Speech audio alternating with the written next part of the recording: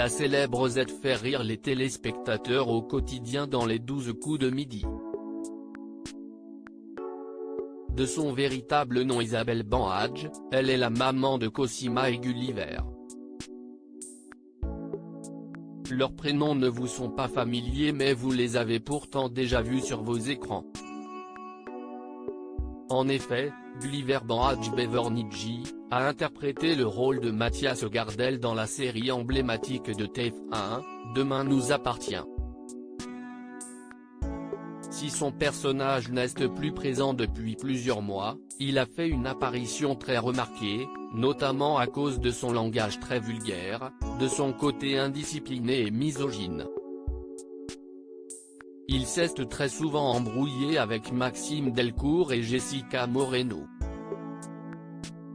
Elle l'avait d'ailleurs accusé d'être à l'origine de son agression, avant de finalement découvrir la vérité.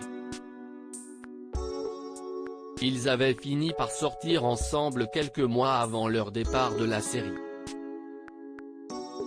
Quant à Cosima Bevernici, elle vient tout juste d'arriver. En effet, elle interprète le rôle de Iris Lothar et a bouleversé la vie de certains des héros de Demain nous appartient en arrivant. La jeune femme a reçu une greffe du cœur en octobre dernier et va changer la vie de Samuel Chardot, Axel Kinner, qui va réaliser qu'elle est en possession de celui de son premier véritable amour, la défunte Leila Bédiar. L'actrice n'est cependant pas inconnue du grand public puisqu'elle a déjà joué dans d'autres séries emblématiques de TF1 dont Joséphine Ange Gardien, Section de recherche ou encore Léo Mattei. Elle connaît donc bien Jean-Luc Reichmann, le présentateur des 12 coups de midi, émission dans laquelle sa mère est présente au quotidien. Lors d'une émission en juillet dernier, Z avait évoqué sa fille en disant que, lors du premier confinement, celle-ci avait fait une cure de sébum mais a affirmé qu'à part se retrouver avec des cheveux secs et extrêmement gras, elle n'avait eu aucun résultat. Une anecdote assez personnelle que Cosima a dû beaucoup apprécier.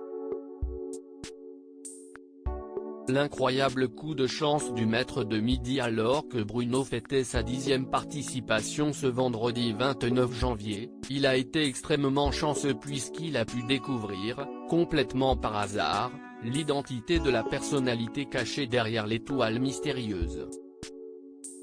Grâce aux indices, il a proposé le nom de Pierre Ninet. Après quelques secondes de suspense, les cases se sont dévoilées les unes après les autres et ont laissé place à l'acteur de 31 ans.